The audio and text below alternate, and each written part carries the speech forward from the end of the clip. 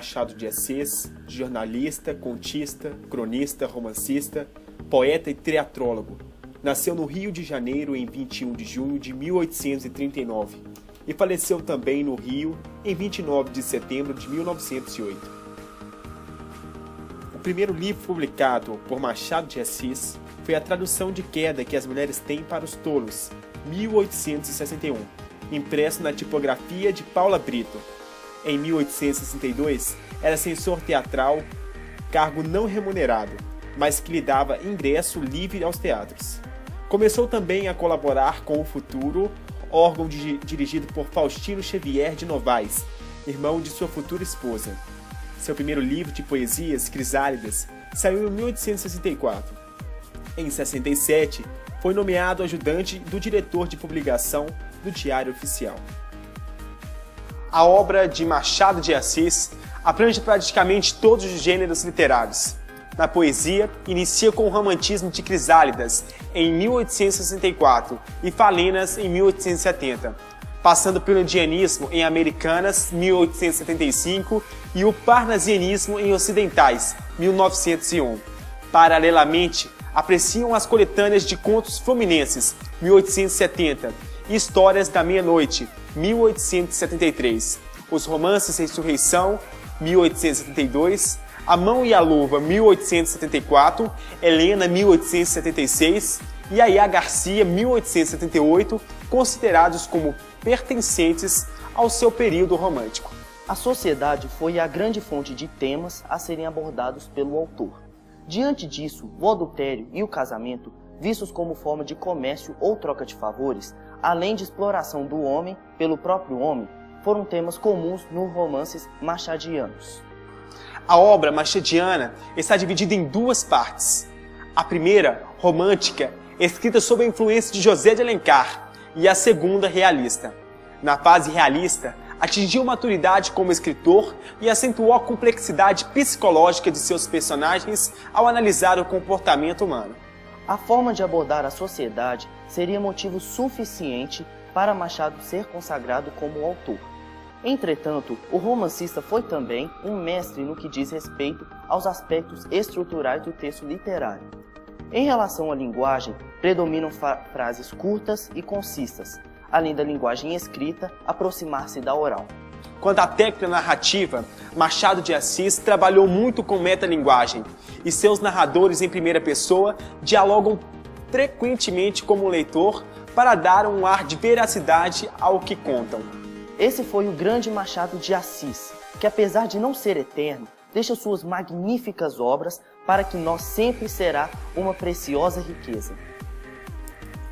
Iremos agora nos aprofundar um pouco mais sobre 3 obras de Machado de Assis. São elas Memórias Póstumas de Brás Cubas, Quincas Borba e Dom Casmurro.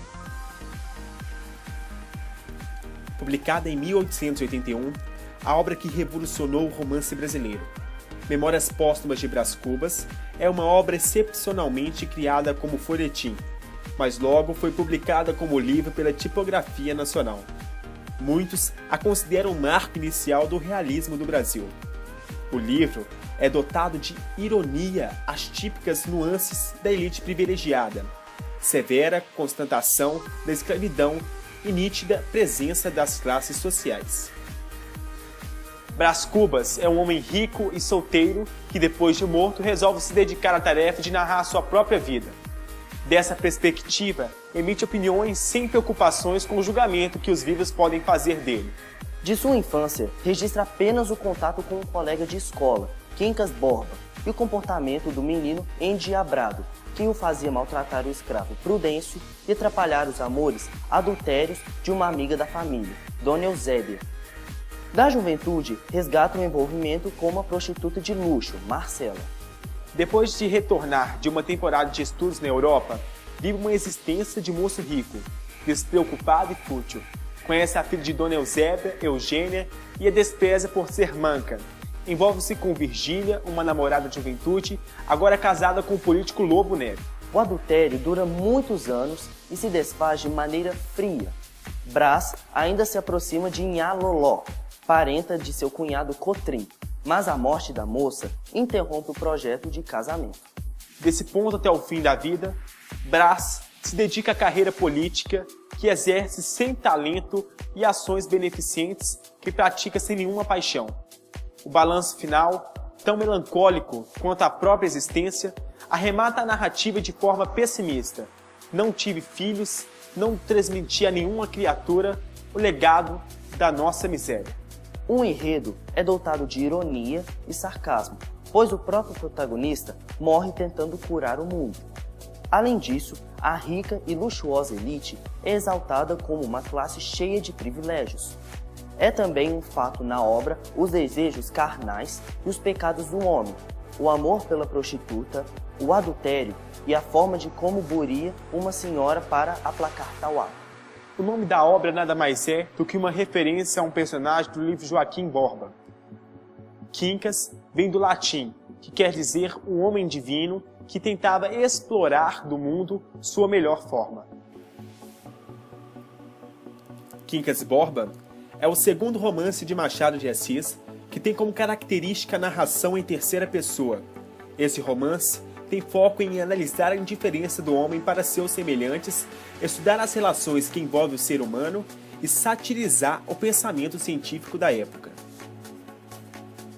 Algumas pessoas chegam a afirmar que o romance Quincas Borba é uma continuação do livro Memórias Póstumas de Brás Cubas de Machado de Assis, que aproxima da tradição do realismo europeu do século XXI. A trama gira em torno da vida de Pedro Rubião, de Alvarenga, um professor e enfermeiro do filósofo Quincas Borba, que, ao falecer, deixa Rubião como seu único herdeiro, mas com uma condição: que ele cuide-se de seu cachorro, que possui o mesmo nome do seu já falecido dono. Cada personagem da obra representa um sentido em relação ao período literário, dando ênfase ao acaso e ao dinheiro. Os personagens revelam importantes aspectos da psicologia humana.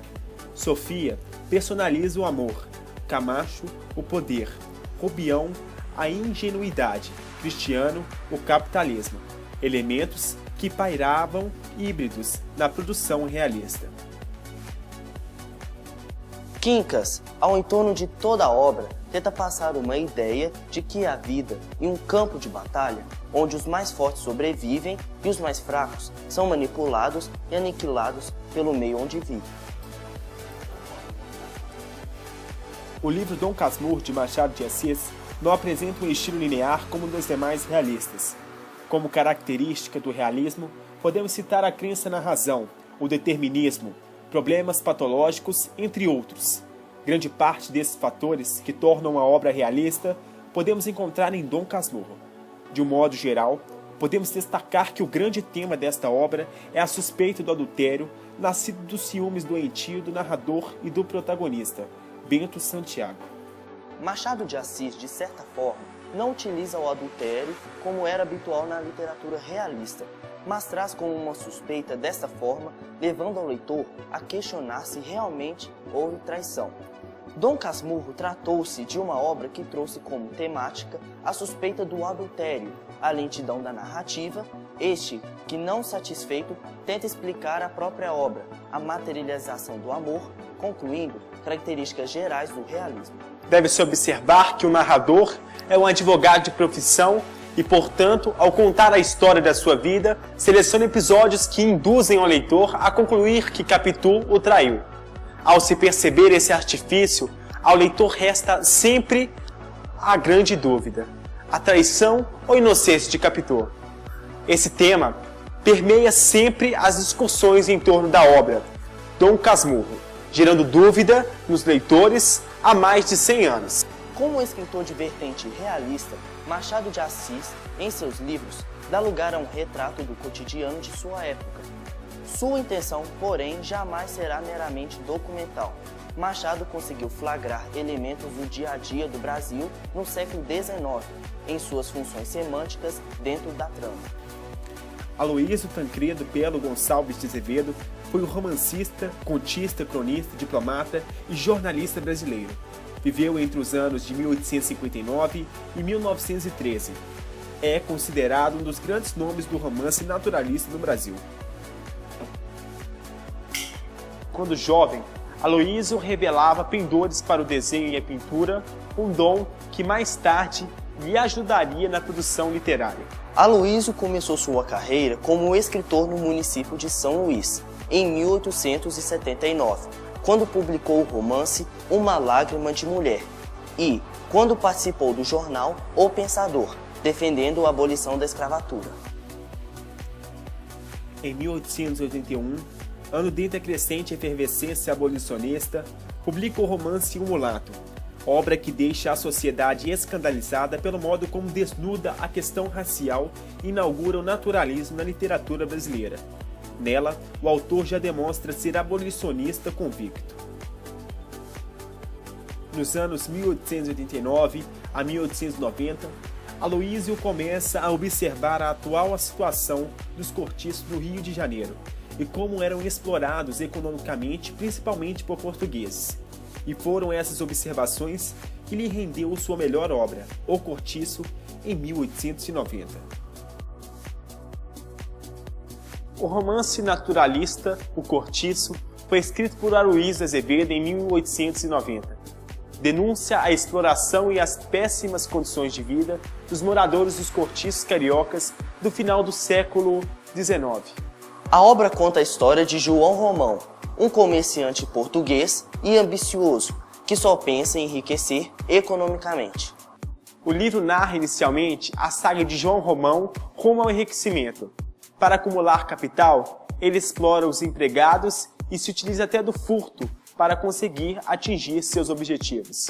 Além de João Romão, há também Miranda, um comerciante rico com o objetivo de aumentar suas terras, o que causa uma disputa entre os dois, por Miranda ter maior condição social.